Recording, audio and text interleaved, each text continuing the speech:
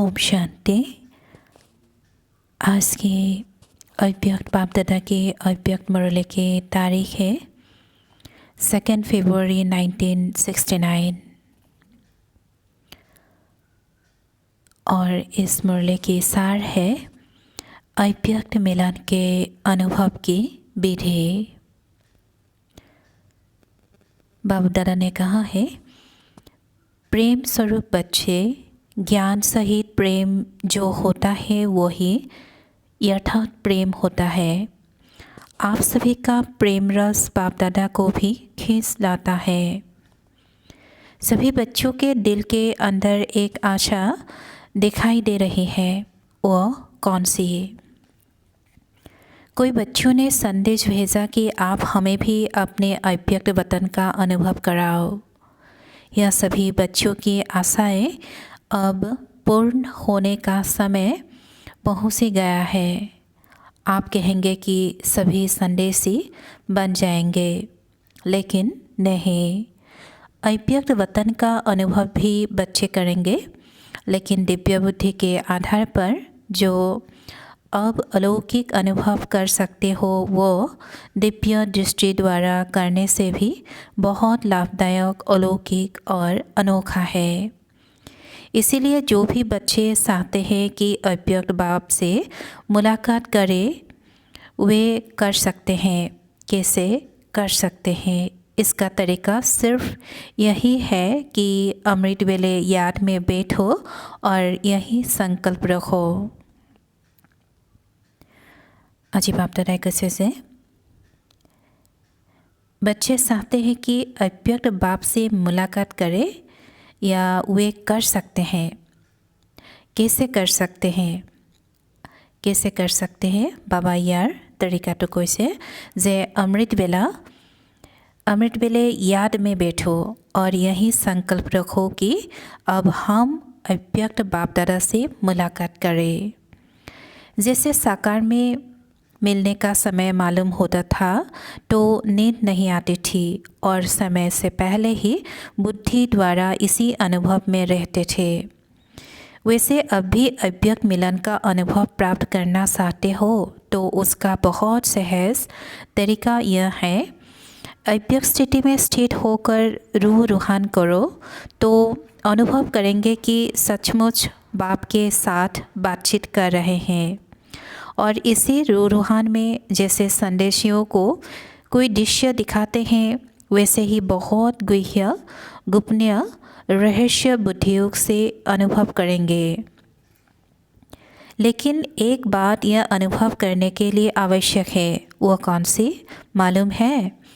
अमृत वेले भी अव्यक्त स्थिति में वही स्थित हो सकेंगे जो सारा दिन अव्यक्त स्थिति में और अंतर्मुख स्थिति में स्थित होंगे। बाप दादाই আজি এইটো স্পষ্ট কৰি কৈছে যে অমৃত বেলা অব্যক্ত স্থিতিত সেইজনে থাকিব পাৰে যিজনৰ স্থিতি वही स्थित हो सकेंगे, সেইজনে স্থিতিত থাকিব পাৰিব যি নেকি सारा दिन अव्यक्त स्थिति में और अंतर्मुख स्थिति में स्थित होंगे। যিজনে গোটেই দিন সম্পূৰ্ণ অব্যক্ত স্থিতি আৰু অন্তৰ্মুখী হৈ থাকিব, তেওঁহে স্থিত হৈ থাকিব। वही अमृत वेले यह अनुभव कर सकेंगे। इसीलिए अगर स्नेह और मिलने की आशा है तो यह तरीका बहुत सहज है, करने वाले कर सकते हैं और मुलाकात का अनोखा अनुभव प्राप्त कर सकते हैं। वतन में बैठे बैठे कोई बच्चों के दिलों की आवाज़ पहुंचती रहती है। आप सोचते होंगे शिव बाबा बहुत कठोर है, लेकिन जो होता है उसमें रहस्य और कल्याण है। इसीलिए जो आवाज़ पहुंचती है वो सुनकर के हर्षाता रहता है। क्या बाप दादा निर्मोही है? आप सभी बच्चे निर्मोही बने हो तो बाप दादा निर्मोही और बच्चों में शुद्ध मोह तो मिलन कैसे होगा? बाप दादा ने आज कहा है कि वतन में बैठे बैठे कोई बच्चों के दिलों की आवाज़ पहुंचती रहती है।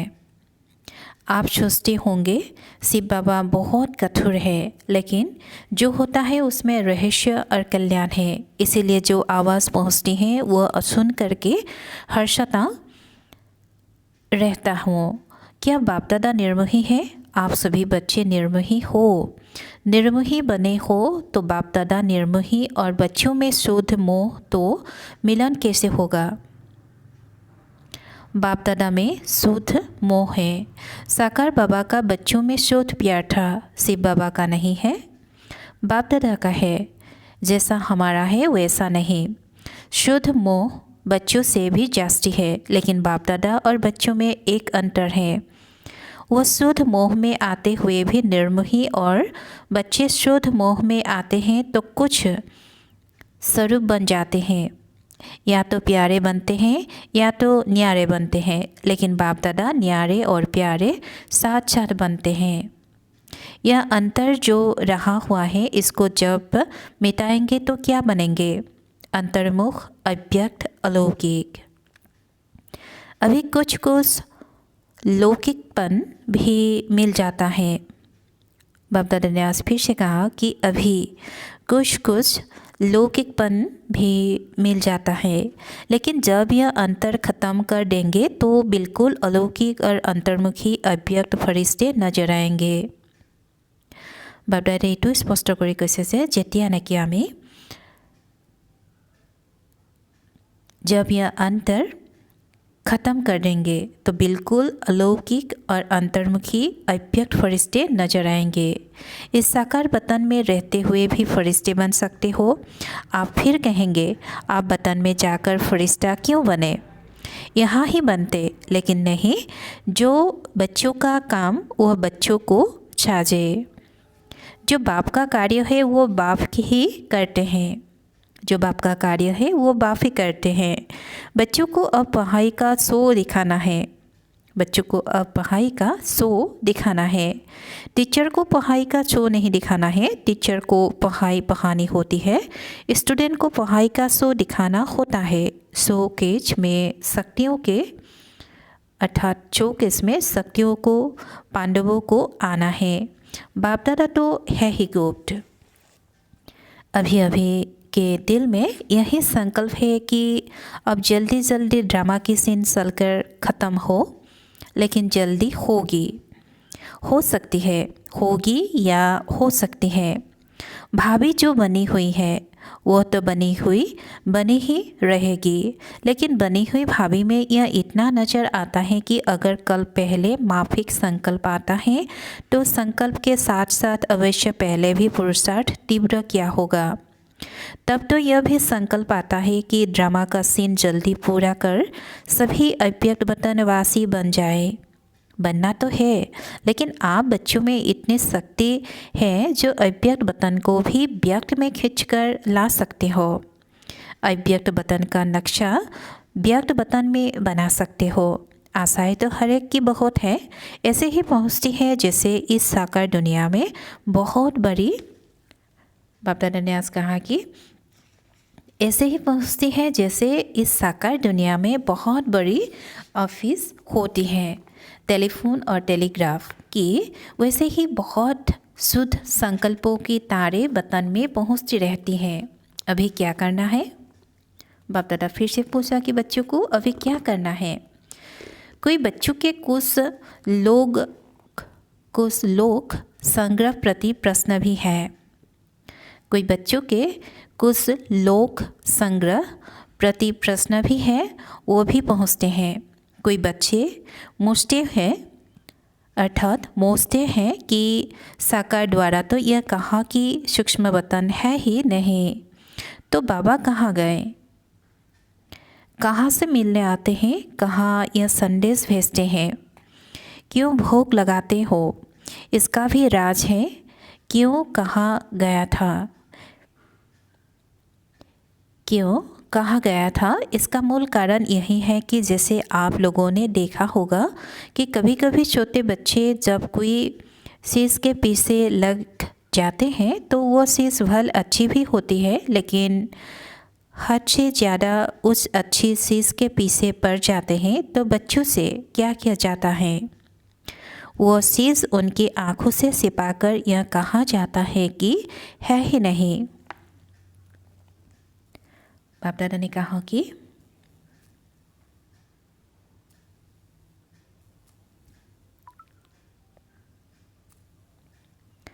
बाप दादा ने कहा कि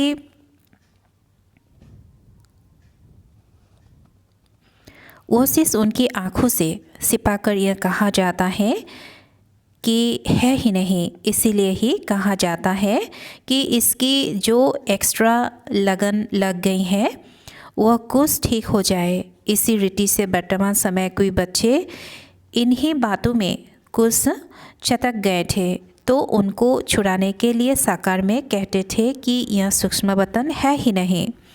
तो यह भी बच्चों की इस बात से बुद्धि हटाने के लिए कहा गया था, लेकिन इसका भाव यह नहीं है कि अगर बच्चों से चीज़ छिपाई जाती है तो वो चीज़ ख़त्म हो जाती है।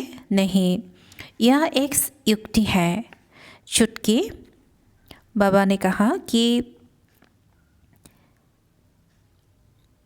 लेकिन इसका भाव यह नहीं है कि अगर बच्चों से चीज़ छिपाई जाती है तो वो चीज़ ख़त्म हो जाती है। नहीं, यह एक युक्ति है सटकी हुई चीज़ से छुड़ाने की, चटकी हुई चीज़ से छुड़ाने की। तो यह भी युक्ति है। तो बाबा ने कहा तो यह भी युक्ति है। अगर सूक्ष्म वतन नहीं तो भोग कहाँ लगाते हो? इस रस्म रिवाज को कायम क्यों रखा है? कोई भी ऐसा कार्य होता है तो खुद भी संदेश क्यों पहुँचवाते थे?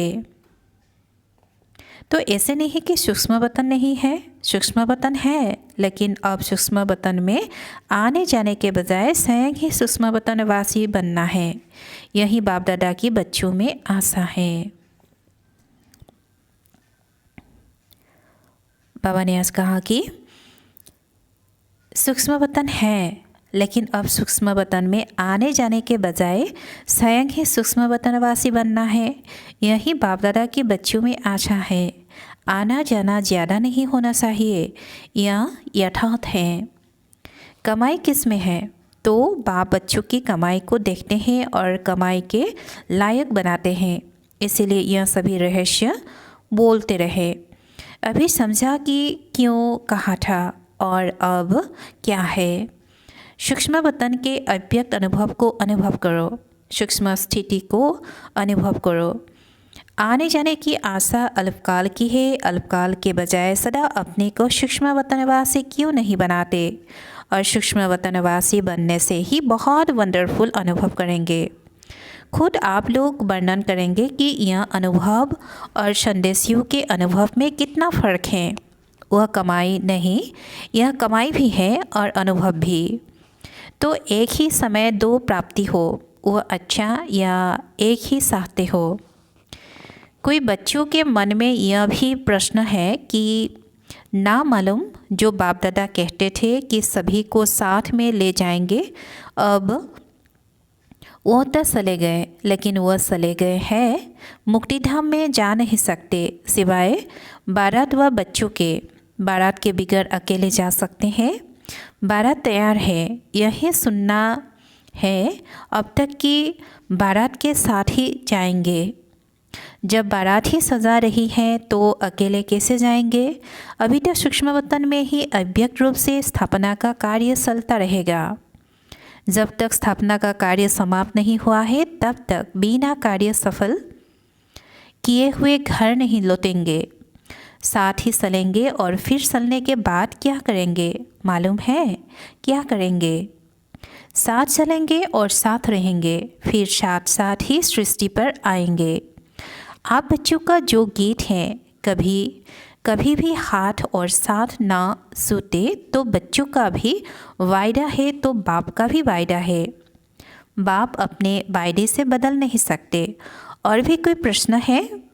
यह तो समय प्रति समय सब स्पष्ट होता ही जाएगा। कोइयों के मन में यह भी है ना कि ना मालूम जन्म होगा व क्या होगा। जन्म होगा, जैसे आपकी मम्मा का जन्म हुआ वैसे होगा। आप बच्चों का विवेक क्या कहता है ड्रामा की भाभी को देख सकते हो, थोड़ा थोड़ा देख सकते हो। जब आप लोग सबको कहते हो कि हम त्रिकालदर्शी बाप के बच्चे हैं, तो आने वाले काल को नहीं जानते हो। आपके मन के विवेक अनुसार क्या होना चाहिए। अव्यक्त स्थिति में स्थिर होकर हाँ व ना कहो तो जवाब निकल जाएगा। अव्यक्त स्थिति में स्थिर होकर हाँ व ना कहो तो जवाब निकल आएगा। इस रीति से बाप दादा ने 2 साल से पूछा। बहुत करके सभी का यही विचार था कि नहीं होगा। आज ही उत्तर चाहते हो या बाद में, हलचल तो नहीं मच रही है। यह भी एक खेल रचा जाता है। छोटे छोटे बच्चे तालाब में पत्थर मारकर उनकी लहरों से खेलते हैं। छोटे छोटे बच्चे तालाब में पत्थर मारकर उनकी लहरों से खेलते हैं। तो यह भी एक खेल है। बाप तुम सभी के विचार सागर में प्रश्न के पत्थर फेंक कर तुम्हारे बुद्धि रूपी सागर में लहर उत्पन्न कर रहे हैं। बाप दादा ने आज कहा कि बाप तुम सभी के विचार सागर में प्रश्न के पत्थर फेंक कर तुम्हारे बुद्धि रूपी सागर में लहर उत्पन्न कर रहे हैं। उन्हें लहरों का खेल बाप दादा देख रहे हैं। अभी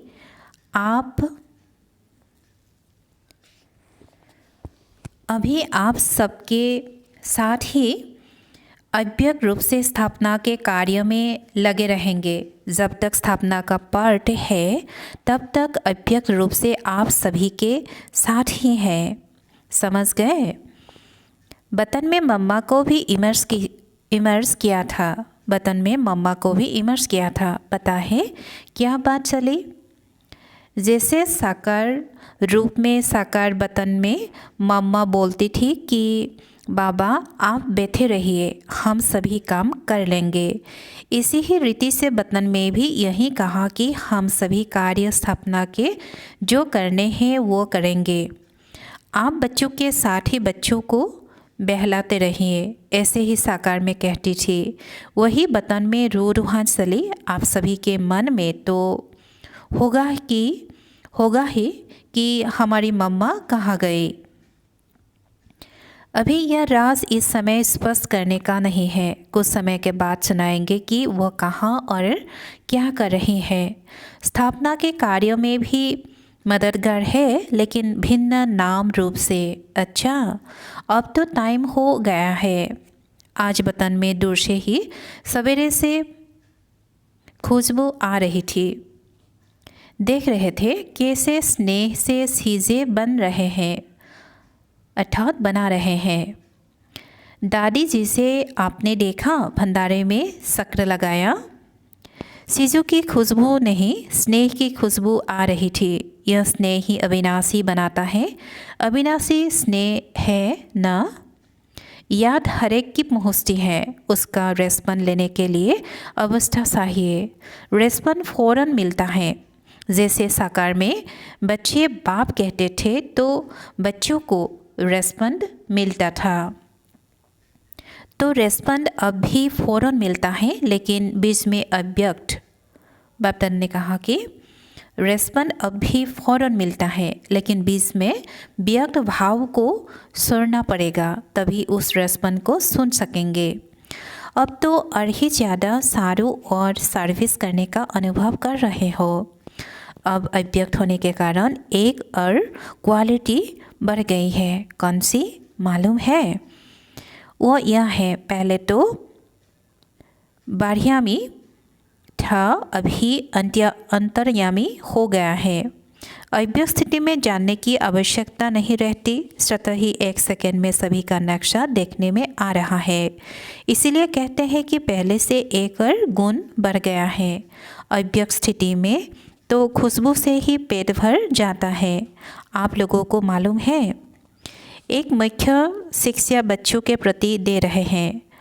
अब सर्विस तो करनी ही है। यह तो सभी बच्चों की बुद्धि में लक्ष्य है और लक्ष्य को पूर्ण भी करेंगे, लेकिन इस लक्ष्य को पूर्ण करने के लिए बीच में एक मुख्य विघ्न आएगा। वह कौन सा पता है? मुख्य विघ्न सर्विस में बाधा डालने के लिए कौन सा आएगा? सभी के आगे नहीं, मेजॉरिटी के आगे आएंगे। वह कौन सा विघ्न है? पहले से ही बता देते हैं। सर्विस करते करते यह ध्यान रखना कि मैंने यह किया, मैं ही यह कर सकता हूँ। यह मैंपन आना, इसको ही कहा जाता है ज्ञान का अभिमान, बुद्धि का अभिमान, सर्विस का अभिमान। इन रूपों में आगे चलकर विघ्न आएगा। बाप दादा जी को इसी से सर्विस करते करते यह ध्यान रखना है कि मैंने यह किया, मैं ही यह कर सकता हूँ।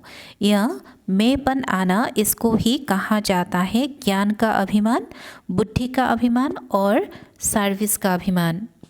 इन रूपों में आगे चलकर विघ्न आएंगे, लेकिन पहले से ही इस मुख्य विघ्नों को आने नहीं देना है। इसके लिए सदा एक शब्द याद रखना कि मैं निमित्त हूँ। निमित्त बनने से ही निराकारी, निरहंकारी और नम्रचित्त, निसंकल्प अवस्था में रह सकते हैं। अगर मैंने किया, मैं में आया तो मालूम है क्या होगा? जैसे निमित्त बनने से निराकारी, निरहंकारी, निसंकल्प स्थिति होती है, वैसे ही मैं में आने से मगरूरी, मुरझाइश, मायूसी आ जाएंगी। उसकी फिर रिजल्ट क्या होगी? आखिरी अंत में उसकी रिजल्ट यही होती है कि चलते चलते जीते हुए भी मर जाते हैं। इसीलिए इस मुख्य शिक्षा को हमेशा साथ रखना कि मैं निमित्त हूँ। निमित्त बनने से कोई भी अहंकार उत्पन्न नहीं होगा। बाप दादा जी কৈছে যে निमित्त बनने से যেতিয়া নিজকে নিমিত্ত বুলি ভাবা যায়, তেতিয়া আমাৰ মাজত अहंकार उत्पन्न হ'ব নোৱাৰে। नहीं तो अगर मैंपन आ गया तो मतभेद के चक्र में आ जाएंगे।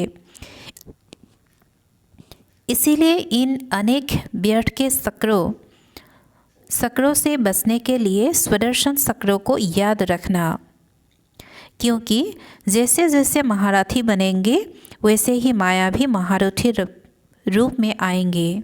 बाप दादा जी एटू कैसे से जैसे जैसे महारथी बनेंगे वैसे ही माया भी महारथी रूप में आएगी। साकार रूप में अंतक कर्म करके दिखाया। क्या कर्म करके दिखाया? याद है क्या शिक्षा दी? यह कि निरहंकारी और निर्मल चित्त होकर एक दो में प्रेम प्यार से चलना है। एक माताओं का संगठन बनाना। जैसे कुमारियों का ट्रेनिंग क्लास किया है, वैसे ही माताएं जो मददगार बन सकती हैं और है उन्हों का मधुबन में संगठन रखना। कुमारियों के साथ माताओं का संगठन हो। संगठन के समय फिर आना होगा। स्नेह को देखते हैं तो ड्रामा याद आ जाता है। बाप दादा जी कैसे जे जेतिया स्नेह को देखते हैं तो ड्रामा याद आ जाता है। ड्रामा जब बीच में आता है तो साइलेंस हो जाते हैं। स्नेह में आए तो क्या हाल हो जाएगा? नदी बन जाएंगे। लेकिन नहीं, ड्रामा जो कर्म हम करेंगे वो फिर सभी करेंगे।